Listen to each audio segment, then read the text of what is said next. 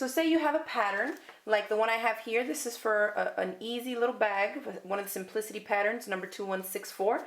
It's one size, so it's a great little beginner project. And say I say to myself, you know what, I think I'm going to make all the cousins in my family this little bag for Christmas as a gift.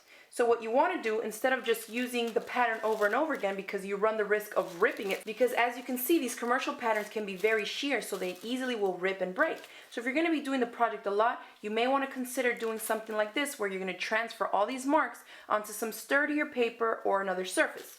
Some examples of what you would use is regular printer paper, and I'll teach you guys how to adjust the pattern pieces that don't fit on one sheet. I'll show you how to do that.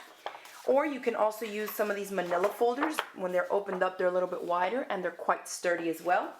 Or you can also purchase something like what I have here, and this is actual pattern making paper and stuff. You see these little dots, they're every 1 inch, so for measuring and changing sizes and things, this comes in very handy. And also, because it's on a roll, you can see that you can fit in multiple pattern pieces across one width of it.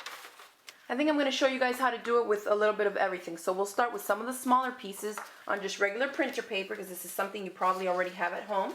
Oh, let me mention that you're also going to need a few other supplies. A tracing wheel, like I have here. Then a marking device. I like to use a permanent marker. It's nice and bold and dark. And then some rulers. You got to look at your pattern pieces and see if they're all squares or rectangles, then you can just use straight rulers.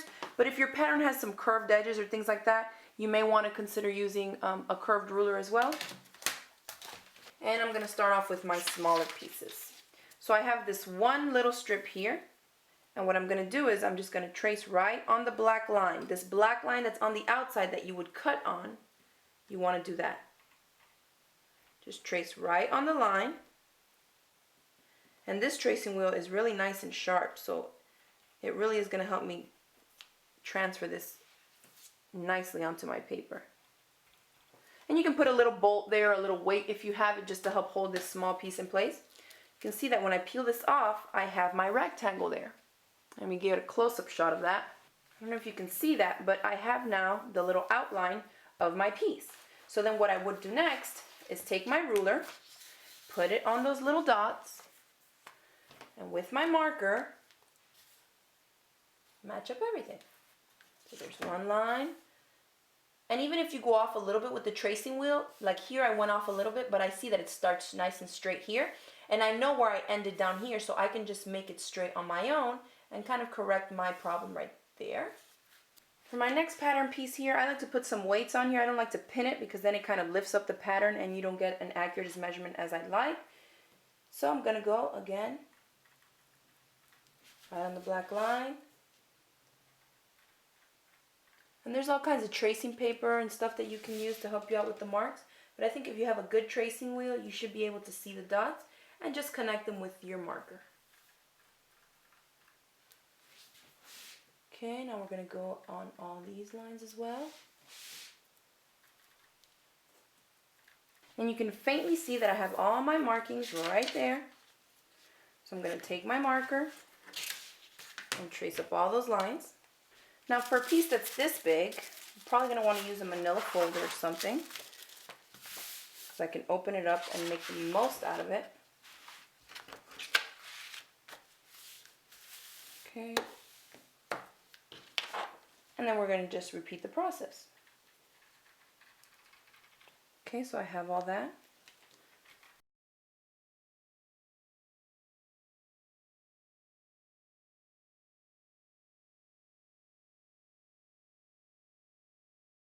And we'll try that.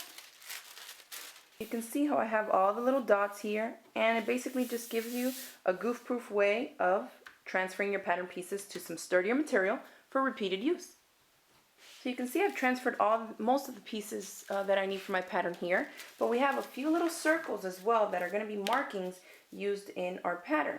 So what I like to do for that, since it's a circle and it doesn't really make sense, I mean, I guess you could do like an X with the tracing wheel to mark the center of it, but what I do, like for example here on this little circle, is I'll just put a pin right through the center of it, and then I'll just push it through the pattern.